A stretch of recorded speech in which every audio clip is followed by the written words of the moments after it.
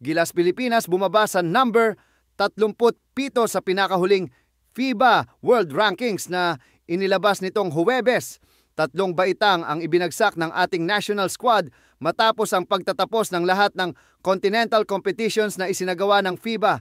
Ang pagbaba ay dahil sa naging resulta sa nakaraang FIBA Asia Cup sa Saudi Arabia kung saan natalo ang Gilas sa quarterfinals kontra sa eventual champion Australia. Sa Jeddah, ginanap ang torneo, natalo ang Gilas laban sa Chinese Taipei at New Zealand bago nakabawi at tinalo ang Iraq para makapasok sa qualification game papuntang quarterfinals. Doon naman, nanaig ang Gilas kontra host country na Saudi Arabia sa overtime pero muling nahirapan ng makaharap ang matibay na Australian squad.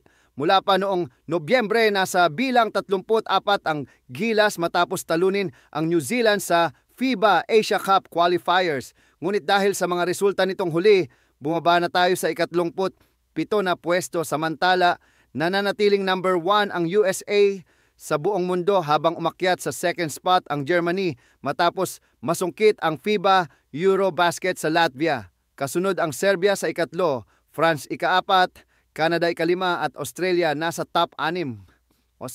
Kasama rin sa top 10 ang Spain, Argentina, Lithuania at Brazil. Sa kontinente naman ng Asia, Australia pa rin ang number 1 isa. Kasunod ang Japan, New Zealand, Iran at China. Sa ngayon, 7 ang Pilipinas sa Asia Rankings. Ibig sabihin nito mga kabasketball, no? May malaking hamon na naman para sa Gilas.